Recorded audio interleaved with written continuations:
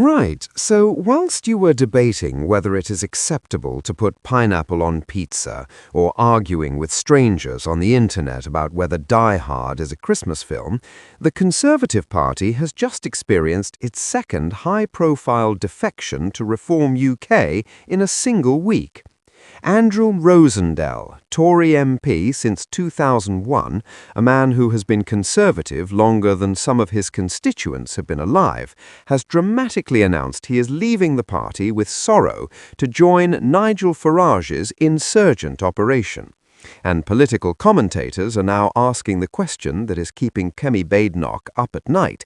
Is this the beginning of a trickle, or are we about to witness a full-blown flood of Tory MPs abandoning ship like rats fleeing the Titanic, except in this case the rats are wearing blue rosettes and the Titanic is parked in Westminster?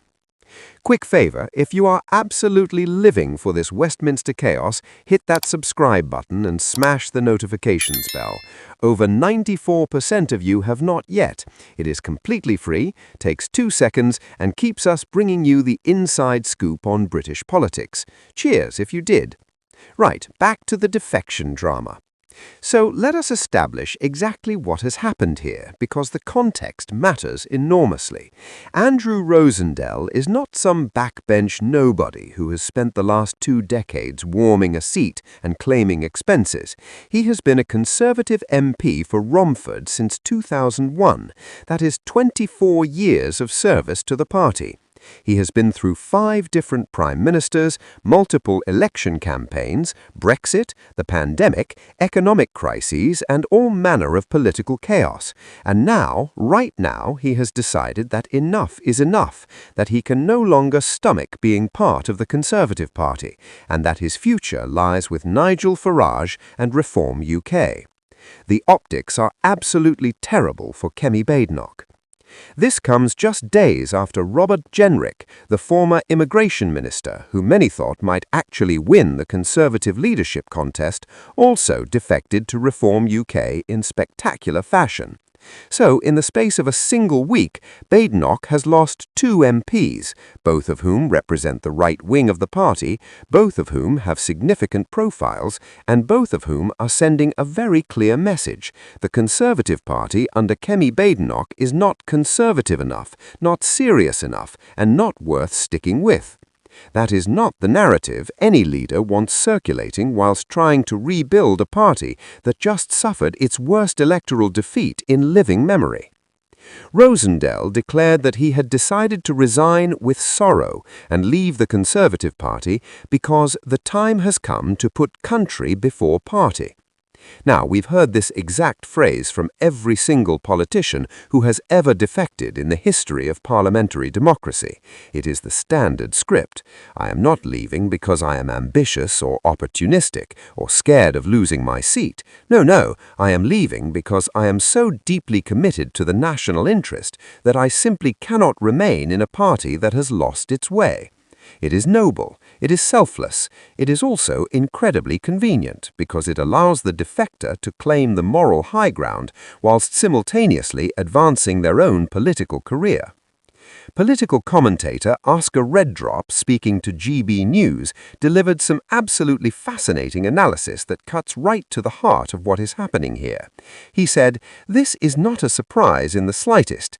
To be fair to someone like Andrew, he was kind of the Reform Party before it existed, so in that sense, no surprise at all."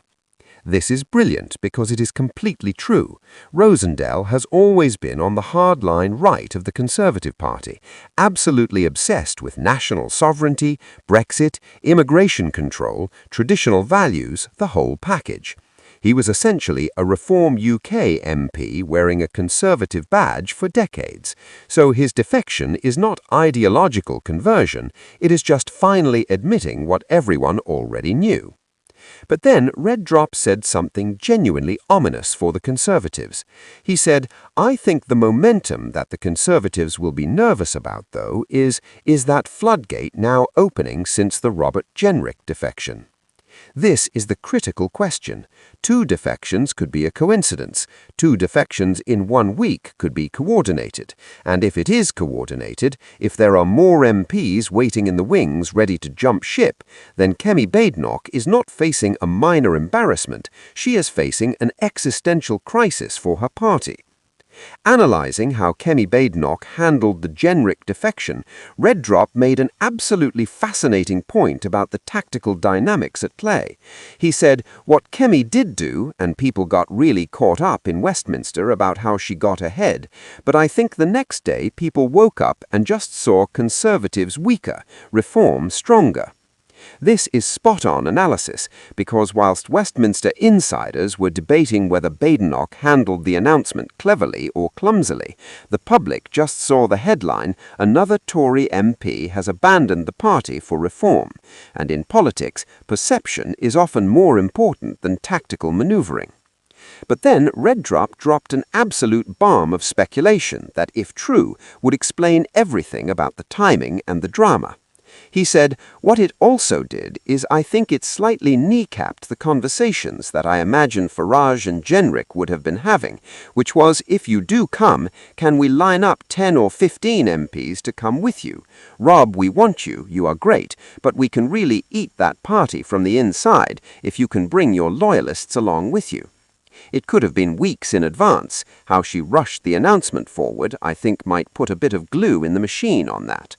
Read that again, because it is genuinely explosive.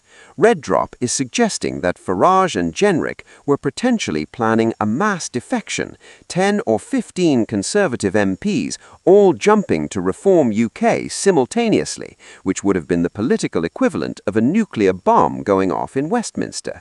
And Badenoch, by forcing Jenrick's hand early, by rushing the announcement forward, potentially disrupted that plan and prevented a catastrophic mass exodus.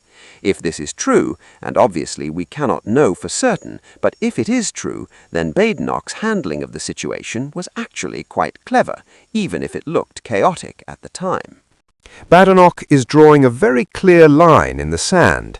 She's saying the Conservatives are the party of solutions, whilst Reform are the party of problems.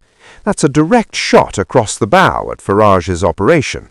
She's essentially calling them professional complainers who don't actually have any answers. Whether that's fair or not is up for debate, but it's certainly a bold strategy. And then there's the policy side of things.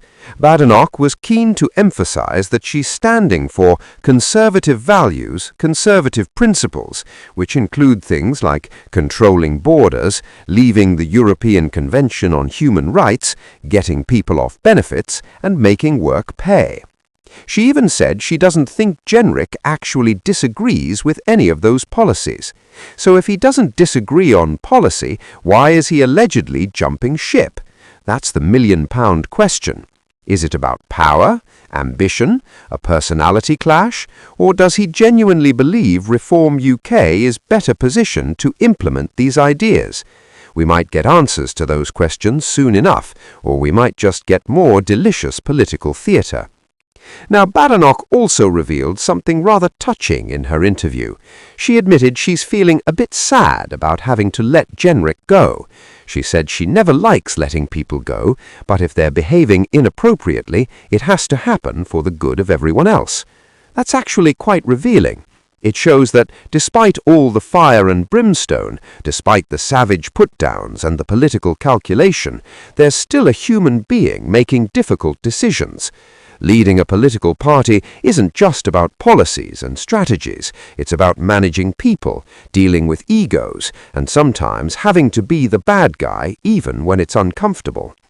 But she quickly recovered from that moment of vulnerability to remind everyone that she has strong beliefs and strong convictions, and that she doesn't rush to make decisions. When she does something, you can trust it's for the right reasons, because she's done her homework and has the evidence. That's a deliberate message to both her party and the public. She's saying, I'm not trigger-happy, I'm not impulsive, but when I act, I mean it. It's about establishing authority and credibility in a role where both are constantly being questioned. And speaking of establishing authority, Badenoch wasted no time in announcing Jenrick's replacement. Step forward Nick Timothy, a name some of you might recognize as one of Theresa May's former chiefs of staff. Badenoch absolutely sang his praises, highlighting how he's been drawing attention to what she calls the scandal at Westminster. She even called out the Home Secretary for being too weak to sack the Chief Constable there. So she's not just defending her own decision to sack Jenrick, she's going on the offensive, calling out what she sees as weakness elsewhere. That's strategic political combat, and it's rather impressive to watch. The Conservative Party right now is in a fascinating position. They're trying to rebuild after a catastrophic election defeat. They're dealing with Reform UK nipping at their heels, trying to win over right-leaning voters, and they're attempting to present a united front whilst clearly having some serious internal tensions. Badenoch sacking Jenrick is a statement. It's her saying, "I'm in charge, this is my party, and if you're not on board with the direction we're going, the door is right there." Whether that strengthens the party or creates more division remains to be seen, but it's certainly a bold move. And let's not forget the elephant in the room, or should I say the Nigel in Reform UK. Farage must be absolutely loving this chaos. Every time the Conservatives have internal drama, it plays right into his hands. He can position Reform UK as the alternative for disillusioned Tories, the party that's not tearing itself apart over personality conflicts. Although, to be fair, Badenoch did land a pretty solid blow when she called the Conservatives a team with lots of talent, whilst labelling Reform a one-man band. That's going to sting a bit.